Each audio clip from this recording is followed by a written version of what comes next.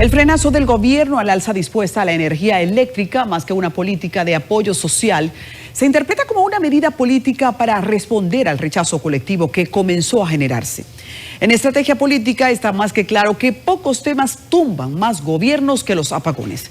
En este caso, el ahorcamiento de la energía eléctrica. ¿Es suficiente lo anunciado hasta el momento? La devolución de lo facturado en julio redime los altos costos a los que ha llegado la factura eléctrica.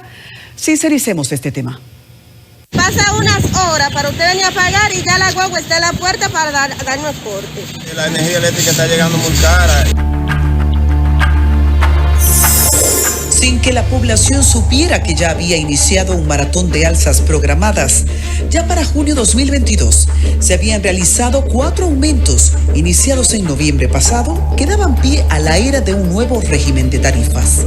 Según el ministro de Energía y Minas, no pasaría de 150 pesos el aumento aplicado en junio, pero las familias y negocios denunciaron alzas que duplicaban y triplicaban su factura mensual en el peor momento de la inflación.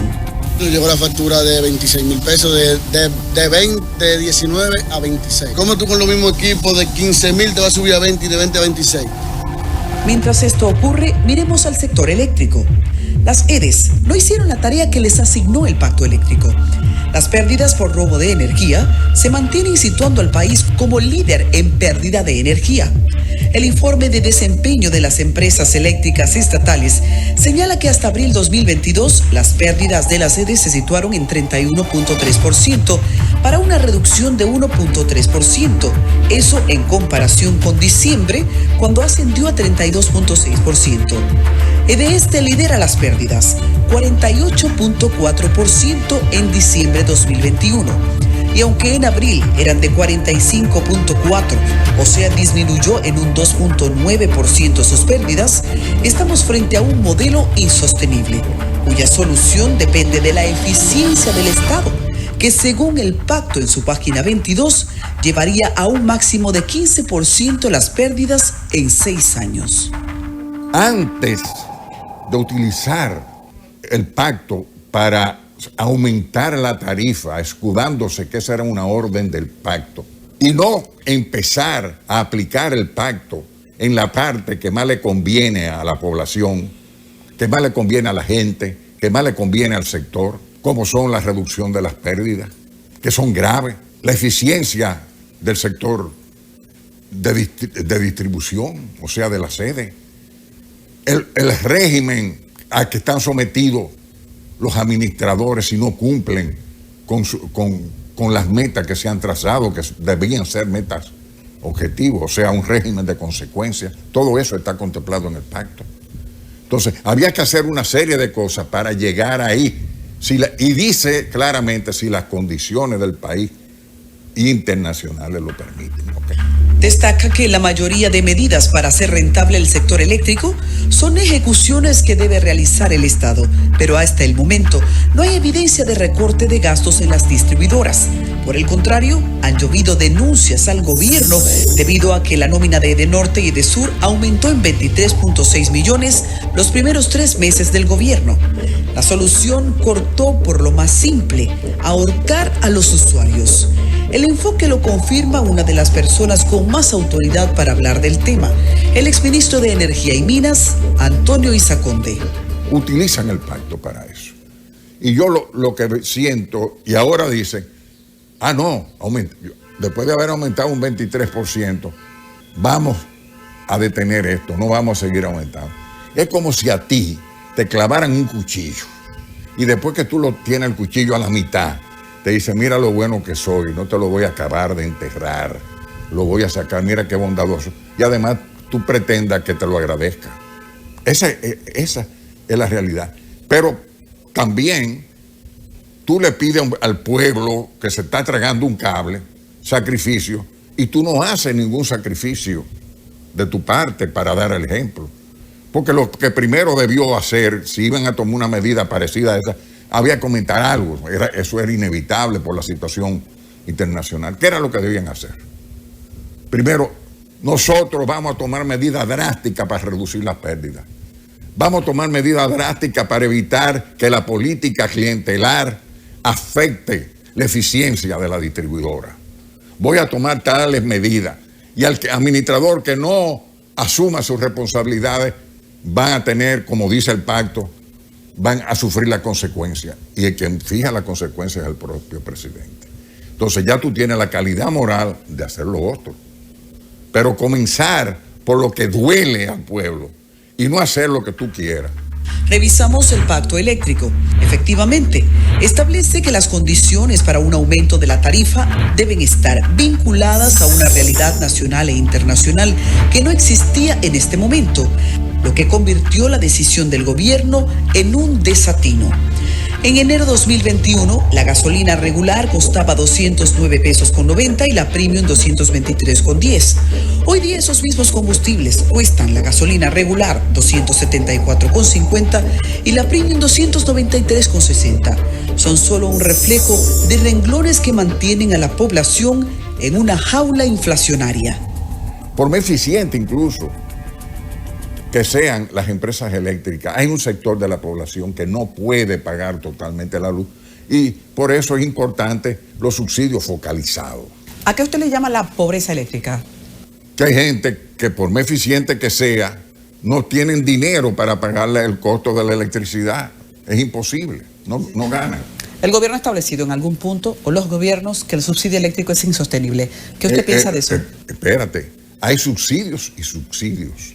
En el pacto, después de cumplir con una serie de condiciones, se plantea la eliminación de subsidios, pero hasta un punto. Llega a un punto que, en consideración a lo que te acabo de decir, lo que le llamamos la pobreza eléctrica, se plantea que se podría mantener un subsidio focalizado. ¿Qué significa focalizado? No generalizado. Porque no es justo que a mí me subsidien igual que a un hijo de Machepa y yo estoy recibiendo el subsidio. Eso no es justo. El gobierno se ha referido a la necesidad de una revisión del pacto eléctrico.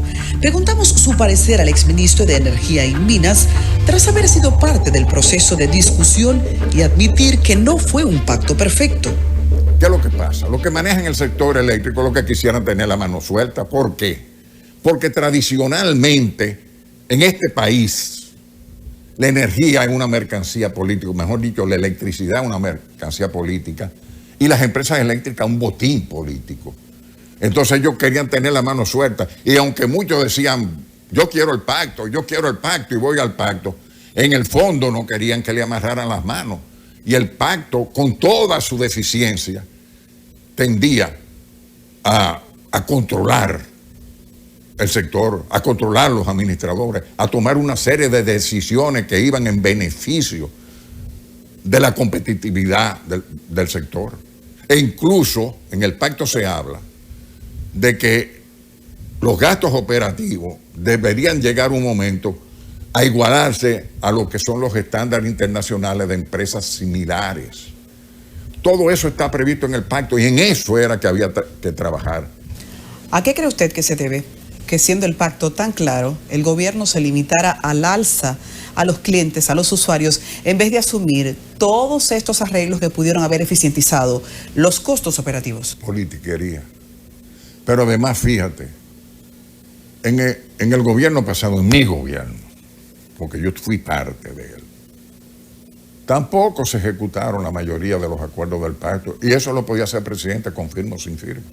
O mejor dicho, no solo el presidente, sino las empresas.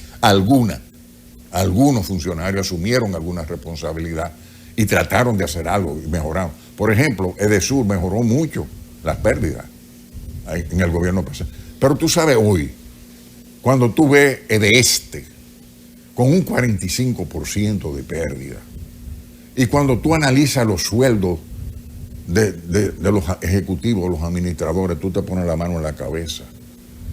Son millonadas. El pacto eléctrico consignó que el Poder Ejecutivo, para hacer transparente el traspaso de recursos a las EDES, realizaría inversiones en programas de reducción de pérdidas y programas de expansión de redes. Actualizaría la lista de beneficiarios de subsidios, entre otras iniciativas. El pacto hizo una ruta para cobrar más, gastar menos e ir sincerizando el precio. Pero de todo, solo se asumió el fiel cumplimiento de subir la factura. ¿Usted cree que es inoportuno revisar el pacto? Para mejorarlo, pero no para santificar una metida de pata como esta. Es lo que vuelvo y te digo. Ay, yo hice esto. Es una irresponsabilidad. Yo hice esto porque me lo ordenó el pacto, pero el pacto tiene muchísimas resoluciones que tú tenías que hacer antes de eso y no lo hiciste. El poder adquisitivo de la gente ha bajado de manera estrepitosa. Los salarios han perdido su valor en más de un 20%. Frente a esto, el impacto de los subsidios y la estabilidad son una prioridad. El exministro, también economista, nos habla de su percepción de la inflación. Ahora se está hablando de inflación, de crecimiento. Pero cuando usted habla de inflación, usted está hablando de promedio. Usted dice el 8%, el 7,5% promedio. Un 7,5%, un 8% de inflación es igual para un hijo de machete que para un tutumporte. No. Para ti o para mí, no. Cuando hablamos de crecimiento, tenemos que ponerle al lado crecimiento con desigualdad, porque la desigualdad es creciente. Aquí, el 10% de la población se queda con el 90% de los ingresos del país, de lo que producimos. Y de ese 10% también hay rangos diferentes. La energía eléctrica está afectando el desarrollo, especialmente de las medianas y pequeñas empresas, que según datos representan cada vez más de la cuota de la empleomanía. Nosotros tenemos que hablar de competitividad país. Eso significa productores competitivos y un Estado eficiente. Si el productor, por más eficiente que sea, y el Estado es ineficiente, tú no vas a tener una competitividad país que te permite incursionar los mercados internacionales y competir en el mercado interno porque tenemos tratados. No. Entonces, esas son las cosas que te deben de preocupar, lograr la competitividad país. Entonces, tú tienes que trabajar en hacer el Estado más eficiente. Pero para hacer el Estado más eficiente, con este sistema clientelar que nos avergüenza y que nos tiene de rodillas, cuando tú ves, hay excepciones. De todo lo que estoy diciendo, hay excepciones. Empresarios que son innovadores. Políticos que tienen otra visión, pero son minoría. Cuando tú ves un congreso, eso da vergüenza. Da vergüenza. Tú puedes ser eficiente con una estructura política así. Ni los salarios ni la productividad han logrado compensar el gasto actual de las familias. Según la página 30 del documento, si al 31 de diciembre del 2022 no se ha logrado la meta de una reducción de pérdidas a 15 puntos porcentuales, en 2023 y 2024, en el cálculo de las tarifas a aplicar, tendrá que prorratearse, o sea, repartir proporcionalmente la meta con la reducción alcanzada.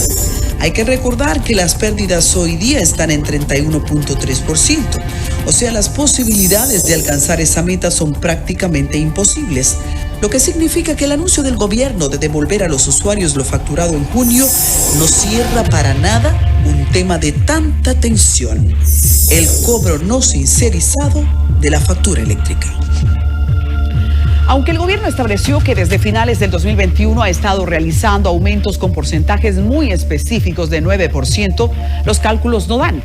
Los aumentos reflejados en las facturas eléctricas dan cuenta de que las distribuidoras han estado traduciendo aumentos que duplican y triplican el consumo mensual, por lo que anunciar que habrá un retroactivo del aumento de julio no deja resuelto el ahorcamiento generado.